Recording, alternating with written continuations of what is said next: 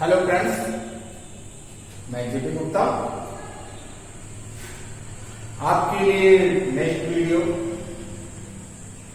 Dealer second semester शिक्षा के नवीन प्रयास के अंतर्गत है। तो शिक्षा के नवीन प्रयास के अंतर्गत हमने कल पढ़ा था मैकाले का विवरण पत्र और लॉर्ड विलियम बेंटिक की शिक्षा नीति। तो हमने बताया था जैसे लॉर्ड मैकाले ने जो अपना विवरण पत्र है वो 2 फरवरी 1835 को जो governor general Lord William Bentinck था उसके पास प्रस्तुत की और उसमें अपनी बातों को या अपने सुझावों को इतने तर्कपूर्ण ढंग से कहा था कि लॉर्ड विलियम बेंटिक बहुत प्रभावित हुआ और उसी के सुझावों के आधार पर लॉर्ड विलियम बेंटिक ने 7 मार्च 1835 को अपनी नई शिक्षा नीति घोषित कर दी थी। मतलब अपनी शिक्षा नीति पहली बार शिक्षा नीति घोषित हुई थी तो शिक्षा नीति उसने घोषित कर दी। किसने? Lord William Bentinck. कल इसके बारे में हमने अध्ययन किया और ये भी देखा कि लॉर्ड मैकाले के विवरण पत्र के क्या गुण थे, क्या उसका प्रभाव रहा, दीर्घकालीन प्रभाव क्या रहा और तात्कालिक प्रभाव क्या रहा। लेकिन 7 मार्च 1835 को जब इसने अपनी शिक्षा नीति की घोषणा की तो उसके 13वें दिन ही किसी कारणवश वो त्याग पर देकर इंग्लैंड चला गया। कौन? Lord William Bentinck. और उसका उत्तराधिकारी के रूप में कौन आ गया? Lord Auckland. मैकाले के पत्र के आधार पर लॉर्ड विलियम घोषित शिक्षा नीति मतलब कब आ गया? लॉर्ड ऑकलैंड आ गया उसके उत्तराधिकारी के रूप में। लॉर्ड मैकाले का विवरण पत्र और उसके आधार पर बेंटिक द्वारा घोषित जो शिक्षा नीति थी उससे भारतीय शिक्षा को एक निश्चित दिशा तो मिली थी, परंतु पांच पाश्चात्य विवाद जो चला आ रहा था वो पूरी तरह समाप्त नहीं हुआ। प्राच्यवादियों में अभी भी विरोध था और विरोध वो कर रहे थे बराबर, क्योंकि वो लॉर्ड मैकाले के विवरण पत्र से संतुष्ट नहीं थे और साथ साथ जो लॉर्ड विलियम बेंटिक ने शिक्षा नीति घोषित की थी उससे भी वो संतुष्ट नहीं थे। तो वही यहां लिखा जा रहा है, परंतु पाश्चात्य विवाद समाप्त नहीं होता क्योंकि 13वें दिन ही देकर चला गया। उनके स्थान पर लॉर्ड ऑकलैंड गवर्नर जनरल का भारत आया। जब वो भारत आया तो उसके सामने 2 समस्या थी। प्राच्य पाश्चात्य विवाद का पूर्णतया अंत करना। हमने कहा प्राच्य पाश्चात्य विवाद का पूरा तरह से हल नहीं निकला था क्योंकि प्राच्यवादी संतुष्ट नहीं थे। किसके संतुष्ट नहीं थे? लॉर्ड मैकाले के विवरण पत्र और लॉर्ड विलियम बेंटिक की जो शिक्षा नीति थी। तो प्राच्य पाश्चात्य विवाद का भी पूर्णतया अंत नहीं हुआ था। साथ साथ नई शिक्षा नीति की घोषणा, ये 2 मुख्य काम थे किसके? लॉर्ड ऑकलैंड के। जब आया तो उसके सामने ये 2 समस्या कह लीजिए या इनका दोनों का उत्तरदायित्व। 1835 में जब लॉर्ड ऑकलैंड भारत, कारण वही कि प्राच्यवादी बेंटिक के जाने के बाद प्राच्यवादी अपना आंदोलन पुनः प्रारंभ कर दिया। हमने कहा कि प्राच्यवादी लॉर्ड मैकाले के विवरण पत्र और लॉर्ड विलियम बेंटिक के घोषणा पत्र से शिक्षा नीति की जो घोषणा की थी उससे संतुष्ट नहीं थे तो वो लगातार आंदोलन कर रहे थे। और जब वो चला गया और उसके बाद ऑकलैंड आया तो उन्होंने अपना आंदोलन पुनः प्रारंभ कर दिया ऑकलैंड के सामने प्राच्यवादियों ने। क्यों आंदोलन किया? क्योंकि वो उससे संतुष्ट नहीं थे, जो अभी बताया। और जब लॉर्ड ऑकलैंड के सामने आंदोलन प्रारंभ कर दिया तो लॉर्ड ऑकलैंड ने ये देखा कि ये गंभीर समस्या है, अतः उसने लगातार 4 साल तक इस समस्या के ऊपर गहन अध्ययन किया और कब तक? गंभीर पाया और 4 वर्ष तक विवादों के कारणों का अध्ययन किया और पाया कि प्राच्यवादी के विरोध का मुख्य कारण था कि प्राच्यवादियों को दिया जा रही धनराशि कम। प्राच्यवादी शिक्षा के लिए अपेक्षाकृत कम धनराशि दिया जाना, ये उन्होंने कारण पाया। किसने कारण पाया? लॉर्ड ऑकलैंड ने। कब पाया? जब ये 4 साल का इन्होंने 4 वर्षों तक, कितने वर्षों तक? 4 वर्षों तक विवाद के कारणों का अध्ययन किया और तब ये पाए कि प्राच्यवादियों के लिए जो धन आवंटित है सरकार की तरफ से प्राच्यवादी शिक्षा के लिए वह पर्याप्त नहीं है, कम है। अतः उन्होंने 31,000 रुपए प्रति वर्ष अतिरिक्त धनराशि आवंटन कर दिया। अतः प्राच्यवादी शिक्षा के लिए 31,000 रुपए प्रति वर्ष अतिरिक्त धनराशि की स्वीकृति कि जो सरकार की तरफ से अभी दिया जा रहा है उसके अलावा 31,000 रुपए प्रति वर्ष धनराशि और दी जाएगी। आकलन भी पाश्चात्यवादी था, आगे हम देखेंगे उसका, आगे थोड़ा पढ़ेंगे शिक्षा नीति में, आगे बताने जा रहे हैं। पाश्चात्यवादी था, प्राच्यवादी के विरोध के बाद उन्होंने 31,000 रुपए प्रति वर्ष दिया और पाश्चात्यवादियों को खुश करने के लिए, विरोध वो नहीं कर रहे थे पाश्चात्यवादी क्योंकि उनके हाथ में निर्णय आया था, फिर भी पाश्चात्यवादियों को खुश करने के लिए, संतुष्ट करने के लिए पाश्चात्य शिक्षा के लिए 1 लाख प्रति वर्ष अतिरिक्त धनराशि। प्राच्यवादी ने विरोध किया तो उनको 31,000 रुपए प्रति वर्ष मिला एक्स्ट्रा, और पाश्चात्यवादी विरोध नहीं किए, उनको खुश करने के लिए 1 लाख रुपए अतिरिक्त धनराशि की घोषणा की। किसने? Lord Auckland. देखते हैं कि शिक्षा नीति में इन्होंने क्या बातें कही।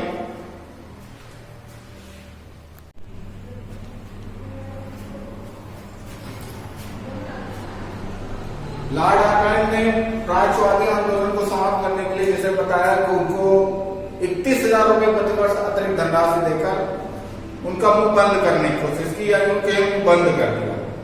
साथ साथ पाश्चात्यवादियों को भी खुश करने के लिए 1 लाख रुपए प्रति वर्ष अतिरिक्त धनराशि आवंटित की कि वो अपने शिक्षा का प्रसार विकास कर सके। दूसरा था शिक्षा नीति की घोषणा। अभी हमने कहा जब लॉर्ड ऑकलैंड आया तो उसके सामने मुख्यतः 2 समस्याएं थी या यूं कहें 2 कर्तव्य थे। पहला क्या था? पाश्चात्य का जो विवाद था उसका पूर्णतः अंत करना, और दूसरा था कि शिक्षा की नई नीति की घोषणा करना। तो विवाद का अंत 4 साल अध्ययन किया उसने 35 से 39 तक। उसके बाद उसने ये पाया कि धनराशि कम आवंटित है प्राच्यवादियों के लिए, इसलिए 30,000 रुपए और दे दिए। साथ ही साथ प्राच्यवादियों के लिए 1 लाख रुपए प्रति वर्ष और आवंटित किए, अतिरिक्त जो पहले आ रहा था उसके अतिरिक्त। अब दूसरी इसके बाद की शिक्षा नीति की घोषणा की तो लॉर्ड मैकाले ने उसी समझता है कि शिक्षा की नई नीति का निर्धारण करना, और शिक्षा की नई नीति का निर्धारण के लिए वो भी मैकाले का ही सहारा लिया, क्योंकि इस संदर्भ में वो मैकाले के विचारों से बहुत ज्यादा प्रभावित था। मैकाले ने अपने विचारों में बड़ा अच्छे तर्क दिए थे जो पाश्चात्यवादियों के लिए बहुत अच्छे लगते थे। तो वही कहा कि वह मैकाले के विचारों से प्रभावित था, साथ ही साथ उसके निस्यंदन सिद्धांत या यूं कहे छनन सिद्धांत का भी से भी वो सहमत था। अर्थात वो छनन सिद्धांत या निस्यंदन सिद्धांत को भी वो सही मानता था। कल हमने बताया था निस्यंदन सिद्धांत से तात्पर्य किसी उच्च वर्ग को शिक्षा दी जाए वो छन छन कर नीचे वर्ग तक आ जाए, यही था निस्यंदन सिद्धांत। तो उसी के आधार पर अपनी शिक्षा नीति घोषणा 24 नवंबर 1839 में की। अतः 24 नवंबर 1839 में अपनी नई शिक्षा नीति की घोषणा की और कहा, अब जो कहा वो यही निस्यंदन सिद्धांत पर ही आधारित है। उसने शिक्षा नीति की घोषणा करते हुए जो उन्होंने कहा इसी पर बेस्ड है। क्या कहा कि सरकार के प्रयास समाज के उच्च वर्ग में उच्च शिक्षा का प्रचार सीमित रहना चाहिए।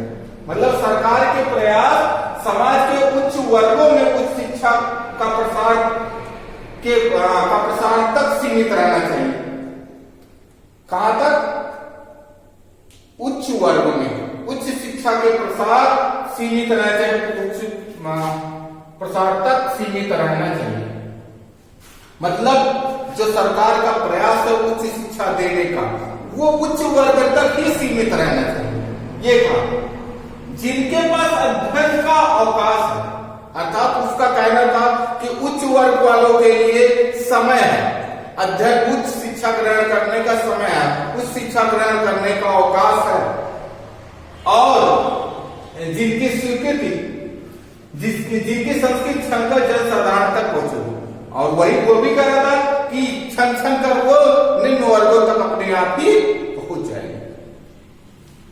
लॉर्ड आर्कलैंड ने अपने शिक्षा नीति घोषणा पर वही बात सेम कही कि उच्च वर्ग को जो सरकार का प्रयास होना चाहिए उच्च शिक्षा के लिए, वो उच्च वर्ग तक ही होना चाहिए, उच्च वर्ग तक ही सीमित रहना चाहिए, क्योंकि उनके पास अध्ययन के लिए समय भी है और उनसे छन छन कर वो नीचे तक पहुंचेगी और जिनकी संस्कृत छनकर जनसाधारण तक पहुंचेगी, नीचे तक पहुंचेगी। ये उनके साथ ही प्राच्यवादियों को संतुष्ट करने के लिए निम्नलिखित 4 घोषणाएं निम्नलिखित थी। जो मुख्यतः घोषणाएं की वो 4 थी प्राच्यवादियों को संतुष्ट करने के लिए। क्या कहती? पहला क्या था कि उसने कहा कि प्राच्य विद्यालय यथावत चलते रहे। जो भी अभी प्राच्य विद्यालय खुले हुए हैं या रनिंग में हैं, वो चलते रहेंगे और उनको आर्थिक अनुदान जैसा अभी तक मिलता रहा वैसा मिलता है, उसमें कोई परिवर्तन नहीं होगा। दूसरा, अभी जो हमने 31,000 की बात की, वही कि प्राच्य शिक्षा के लिए 31,000 रुपए अतिरिक्त मंजूर की गई। जो प्राच्य शिक्षा के प्रचार एवं पाठ्य पुस्तकों प्रकाशन पर व्यय किया जाएगा, जो अतिरिक्त 31,000 रुपए उसने दिया प्राच्य शिक्षा के प्रसार के लिए, उस शिक्षा का व्यय प्राच्य पुस्तकों के प्रकाशन पर और प्राच्य शिक्षा के प्रसार प्रचार पर व्यय किया जाएगा। किस पर? प्राच्य शिक्षा के प्रचार एवं प्राच्य पुस्तकों के प्रकाशन पर व्यय किया जाएगा। साथ ही साथ उसने ये भी कहा, अगर प्राच्य स्कूल अपने विद्यालय में पाश्चात्य शिक्षा देना चाहते हैं या पाश्चात्य पाठ्यक्रम लागू करना चाहते हैं, तो वही 31,000 रुपए वो यहां पर भी व्यय कर सकते हैं, मतलब पाश्चात्य शिक्षा को बढ़ावा देने में व्यय कर सकते हैं चाहे तो। इसीलिए लिखा है, साथ ही यदि प्राच्य विद्यालय अपने अंदर पाश्चात्य विषय का अध्ययन की सुविधा करना चाहे तो इस धनराशि को उस मद में भी व्यय कर सकते हैं। कहने का मतलब दिया, साथ साथ कहा कि आप अपने शिक्षा देखिए और ये भी कह दिया कि नहीं पाश्चात्य कर देंगे। साथ ही एक और बात कही कि प्राच्य विद्यालयों में जो अध्यापक पढ़ा रहे हैं उनको सम्मानजनक वेतन दिया जाएगा और प्राच्य विद्यालयों में पढ़ने वाले छात्रों में 25% छात्रों को छात्रवृत्ति दी जाएगी। ये 4 प्रमुख घोषणाएं की अपने शिक्षा नीति में, जो उन्होंने 24 नवंबर 1839 में घोषित की। किसने? लॉर्ड आकलैंड ने। और उसके अंदर ये 4 प्रमुख बातें कही।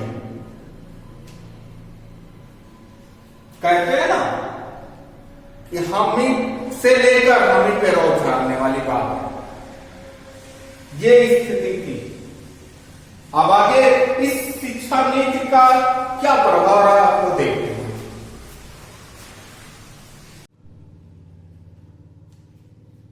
लॉर्ड विलियम बेंटिक की बात लॉर्ड ऑकलैंड ने भी अपनी शिक्षा नीति की घोषणा पक्षपातपूर्ण तरीके से कह सकते हैं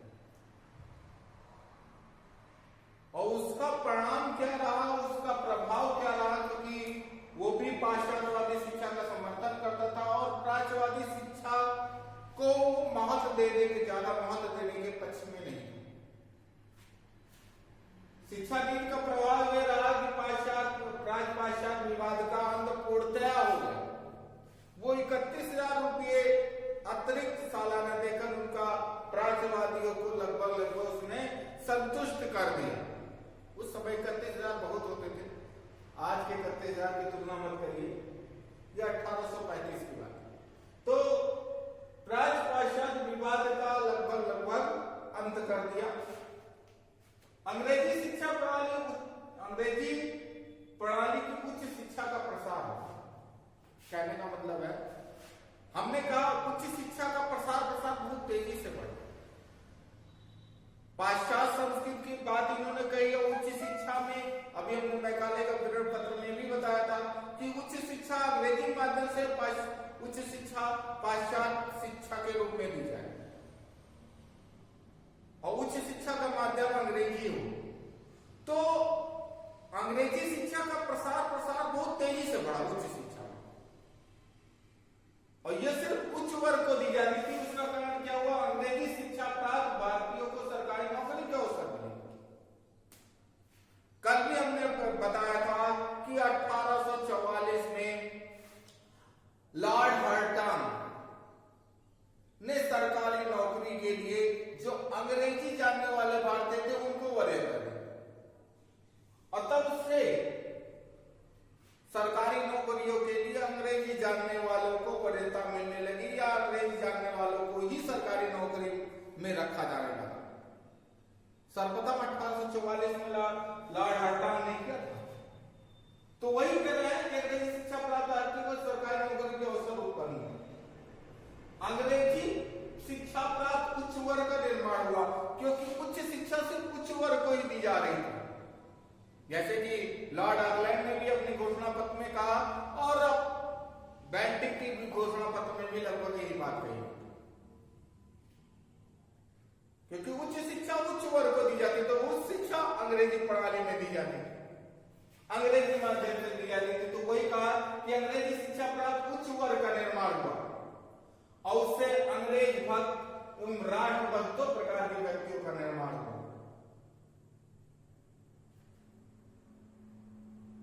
क्यों? कैसे ये दो व्यक्तियों का निर्माण हुआ?